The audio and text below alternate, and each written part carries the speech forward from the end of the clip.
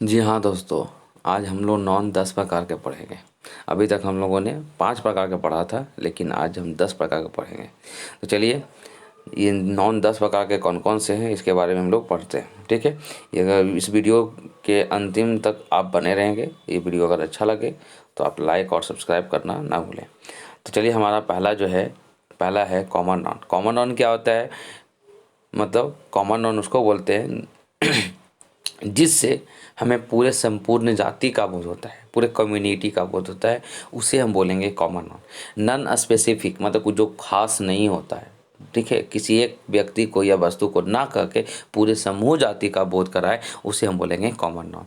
जैसे लिखा हुआ नॉन स्पेसिफिक, पीपल, लोग, प्लेस, जगह और थिंग्स, वस्तु, ये सब चीज़ों को अगर बोध कराते हैं, पूरे समूह का बोध कराते हैं, तो उसे हम कहते हैं कॉमन नॉन।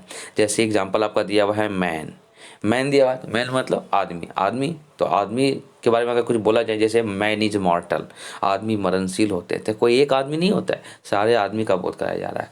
ठीक है। सिटी, सिटी मतलब शहर, शहर में पूरी गंदगी फैली है, सिटी इज़ वेरी डर्टी। तो मतलब सिटी का मतलब कोई एक कोना में नहीं, शहर के किसी एक कोना में गंदगी नहीं, पूरे शहर में गंदगी है। तो इस तरह से इस वर्ड से हमें पता चलता है कि पूरे संपूर्ण कम्युनिटी, पूरे समूह का, पूरे होल समूह का बोध कराता हो, पूरे संपूर्ण जाति का बोध कराता हो, तो उसे हम बोलेंगे कॉमन नॉन। ओके। अब हमारा है सेकेंड है प्रोपर नॉन। प्रोपर नॉन मतलब होता है जिससे हमें किसी खास व्यक्ति, वस्तु, स्थान का बोध हो, उसे हम बोलेंगे प्रोपर नॉन। जैसे एग्जाम्पल दिया हुआ है अल्बर्ट आइंस्टीन। क्या दिया हुआ है? Albert Einstein. ये कोई खास व्यक्ति है, जैसे राम, श्याम, मोहन, ये भी हो सकता है। पटना, दिल्ली, गया, देखो यहाँ पे एग्जाम्पल में दे दिए है लंदन, तो लंदन भी हो सकता है। ठीक है, तो जहाँ पे किसी खास व्यक्ति, वस्तु का नाम पता चल जाए, वो आपका हो जाएगा प्रोपर नाउन। इन दोनों में सबसे पहला डिफरेंस ये है, हम अगर ये मेरा खुद का ट्रिक है, अगर इसमें आप अगर अंतर करना चाहेंगे तो आप इस तरह से कर सकते हैं। कॉमन नाउन क्या होता है? जिसमें वैसे शब्द जिससे हमको कन्फ्यूजन हो, जिससे हमको पता न चले, एग्जैक्ट पर्सन, व्यक्ति, वस्तु का पता न चले, उसे हम बोलेंगे कॉमन नाउन। ठीक है। और जहाँ पे हमको कन्फ्यूजन नहीं हो, एग्जैक्ट पता चल जाए कि कौन सा आदमी, ठीक है, कौन सा वस्तु, कौन सा जगह, तो वहाँ पे वो क्या हो जाएगा? Proper noun. जैसे क्लास में बोला जाता है, हाँ कोई एक लड़का आएगा, तो कन्फ्यूजन होता है कौन लड़का आएगा, कौन लड़का आए या नहीं आए, कन्फ्यूजन होता है। एक पेन देखें, बच्चा कन्फ्यूजन होता है कौन सा पेन दे, पता ही नहीं चलता है।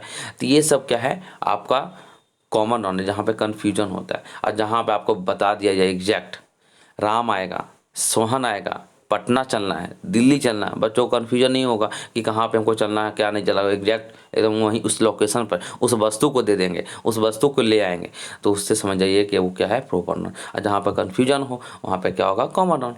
अब आते हैं हमारा थर्ड में है अब्स्ट्रैक्ट नाउन। अब्स्ट्रैक्ट नाउन में क्या दिया हुआ है? Something that you can not perceive with your 5 senses believe. कहता है अब्स्ट्रैक्ट नाउन क्या होते हैं?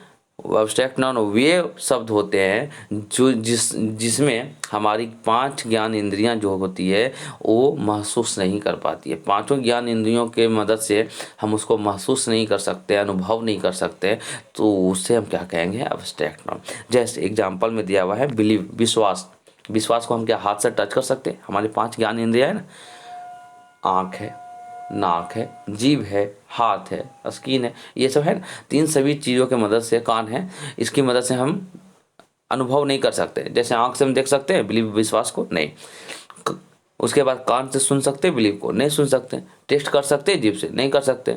ठीक है। सूंघ सकते हैं, नहीं सूंघ सकते। स्किन से टच कर सकते हैं, नहीं टच कर सकते। तो ये समझ जाइए क्या है? अब्स्ट्रैक्ट नॉन है, जिसको हम अनुभव नहीं कर सकते अपनी 5 ज्ञान इंद्रियों से, वो क्या होता है? Abstract non. जैसे बिलीव हो गया, विश्वास, प्यार हो गया, प्राइड, घमंड हो गया, खुशी हो गई, ये सब चीज़ को हम जो है, हम 5 ज्ञान इंद्रियों की मदद से हम अनुभव नहीं कर सकते। तो इसे हम क्या बोलेंगे? Abstract non. उसी अब आते हैं concrete noun. Concrete non just इसका क्या है? अपोजिट। मतलब इसमें आप क्या कर सकते हैं, ये ऐसे कंक्रीट नॉन वैसे वर्ड को बोलते हैं जिसमें क्या लिखा हुआ है? Something that you can perceive with your 5 senses. मतलब जिसमें आप 5 ज्ञान इंद्रियों की मदद से आप उसको अनुभव कर सकते हैं सर, उसे हम क्या कहेंगे? Concrete non. जैसे सेव, एप्पल, एग्जाम्पल में एप्पल, एप्पल है तो एप्पल में क्या है? एप्पल को हम बताइए, छू कर बता सकते हैं नहीं कि ये एप्पल है? खा कर बता सकते हैं नहीं, इसकी सुगंध भी आती है, सूंघ कर भी बता सकते हैं, देख कर भी बता सकते हैं। लायन, शेर, इसको देख कर बता सकते हैं कि ये शेर है। उसकी आवाज़ के सुन को बता सकते हैं कि ये शेर है। तो हम अपनी 5 ज्ञान इंद्रियों में से किसी भी एक की मदद से, 2 की मदद से हम क्या कर सकते हैं, किसी चीज़ का अनुभव कर सकते हैं, उसे बोलते हैं कंक्रीट नॉन। उम्मीद करता हूँ सारी चीज़ आपको समझ में आ रहे होंगे। अब आते हैं 5 में। 5 में हमारा दिया हुआ countable noun. This is very easy. Countable, countable का मतलब होता है जिसे काउंट कर सकते हैं। सिंपल लैंग्वेज में जिस वर्ड से हमें ये पता चले कि उस चीज़ को हम काउंट कर सकते हैं, जिसको आप गिन सकते हैं ना सर, उसे क्या कर सकते हैं, उसे क्या कहते हैं, काउंटेबल नॉन। जैसे example pencil, pens, apples, apple, train, ये बुक्स, ये सब ऐसी चीज़ें जिसको हम गिन सकते हैं। एक बुक हो, 10 बुक हो, 1000 बुक भी क्यों ना हो, हम फिर भी उसको गिन सकते हैं। तो इसे हम क्या कहेंगे सर, काउंटेबल नॉन। अब आते हैं हम 6 नंबर पे हम लोग आते हैं। छठा में हमारा है अनकाउंटेबल नॉन, जिसका जस्ट अपोजिट, काउंटेबल का जस्ट अपोजिट अनकाउंटेबल, जिससे गिना नहीं जा सके। लिखा हुआ कैन नॉट बी काउंटेड, मतलब जिसको हम गिन नहीं सकते हैं सर, ठीक है, उसे हम क्या कर सकते हैं, उसे क्या कहते हैं, अनकाउंटेबल नॉन। जिसको मतलब उसको हम गिन नहीं सकते, कर सकते हैं माप, अंदाजा लगा सकते हैं। जैसे मिल्क, दूध, दूध को गिन सकते हैं, एक दूध, दो दूध, तीन दूध, नहीं, पैकेट हो सकता है दूध का, पैकेट को गिन सकते हैं लेकिन दूध को नहीं गिन सकते। म्यूजिक, म्यूजिक गाना बज रहा है, क्यों गाना बज रहा है नहीं पता चलेगा, गाना का स्टार्टिंग से पता चलेगा, लेकिन गाना क्यों को बज रहा है, वो गाना कोई बज रहा है बहुत 1 घंटा से, उसमें बता सकते हैं कि क्यों गाना बज रहा है इसमें, नहीं। म्यूजिक, फूड, वाटर, स्नो, ये सब जितने भी, चावल, स्टार्स, ये सब चीज़ को गिनना नामुमकिन है, तो इसको हम क्या बोलेंगे, अनकाउंटेबल नॉन। उसके बाद आते हैं 7 नंबर पर हमारा है कंपाउंड नॉन। कंपाउंड मतलब होता है संयुक्त संज्ञा, मतलब इसमें क्या होता है, कंपाउंड, इसके नाम से ही पता चलता है, कंपाउंड मतलब जो एक या एक से अधिक वर्डों से मिलकर बना हो, उसे बोलेंगे कंपाउंड नाम। क्या नाम, क्या बोलेंगे, कंपाउंड नाम। लिखा हुआ है मेड अप 2 और मोर स्मॉलर वर्ड्स, जो ऐसे शब्द जो 2 या 2 से अधिक वर्ड से मिलकर बने हों सर, उसे क्या बोलेंगे, कंपाउंड नाम। जैसे text book, text plus book तब बना टेक्स्ट बुक, ये 2 वर्ड से मिलकर बने। Snow ball, snow plus ball, snow ball. Sea, सिर्फ सी फूड, सी मतलब समुद्र, फूड मतलब भोजन, सी फूड।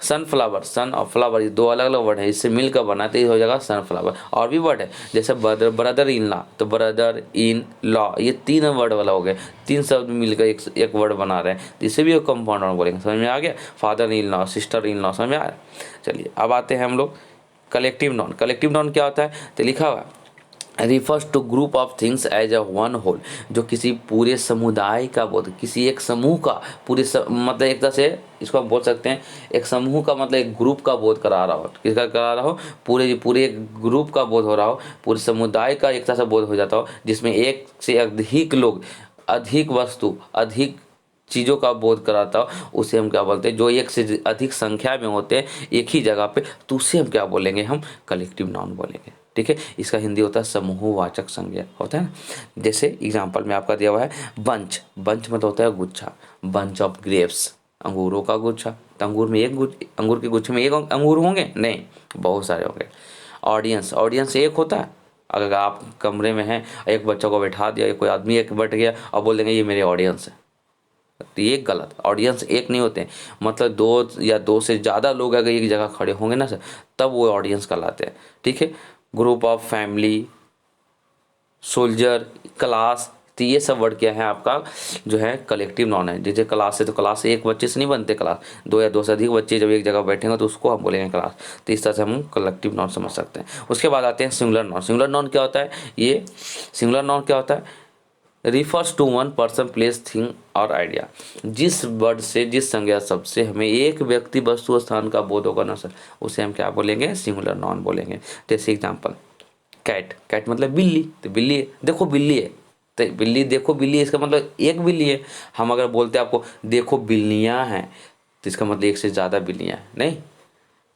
गिव मी अ पेन, पेन है, अगर हम लोग क्लास में बोलते हैं ना किसी बच्चे से, राम देखें एक पेन, पेन देखें, इसका मतलब बच्चा क्या बोल, पेन देता है, एक पेन देता है आपको, नहीं। कलम, पानी लाओ तो, एक पानी लाओ तो, या क्या करें, किताब देखें, तो किताब देखें तो कोई एक ही किताब देगा, हम बोलेंगे किताबों को लाओ तो एक से ज़्यादा किताब देंगे। तो इस तरह से हम समझ सकते हैं, जिसमें प्लूरल, जिसमें S, I S, V S, I S अगर नहीं लगा होता है सर, तो एक तरह से हम इस तरह से भी हम समझ सकते हैं। ठीक है, कि सिंगुलर है या प्लूरल, ऐसे तो नाम से ही पता चल जाता है ये सिंगुलर है या प्लूरल। जहाँ पे एक व्यक्ति वस्तु का बोध होगा वहाँ पे सिंगुलर होगा। जैसे डॉग, डॉग क्या है, डॉग मतलब कुत्ता, कुत्ता एक हो, हम बोल देंगे कुत्ते तो एक से ज़्यादा हो जाएंगे, तो ये हो जाएंगे प्लूरल, ठीक है। तभी फिलहाल सिंगुलर पढ़ते हैं। शिप, शिप मतलब भेड़, शिप का क्या होता है ये जानना, ये एक्सेप्शन में, शिप का भी प्लूरल शिप ही होता है, ठीक है। मंकी, तो मंकी होता है इसका, तो इसको, ये मेरा एक वीडियो बनाया हुआ है सिंगुलर से प्लूरल कैसे बनता है, तो अगर ये वीडियो नहीं देखे हो तो सब्सक्राइब कर दो और मेरे उस ग्रुप पे जाएंगे, उस चैनल पे जाएंगे और सिंगुलर से प्लूरल बनाने का ये आप कैसे बनता है ये आप जान जाएंगे।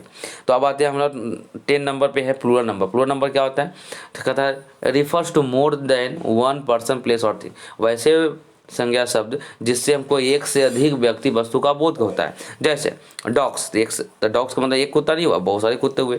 कैट्स, बहुत सारे बिल्लियाँ हुए। पेन्स, बहुत सारे कलमे हुए। तो इस तरह से बेबीज मतलब एक से ज़्यादा बच्चे हुए। तो इस तरह का हम वर्ड से हमें पता चल जाएगा कि ये क्या है, प्लूरल नाउन्स हैं।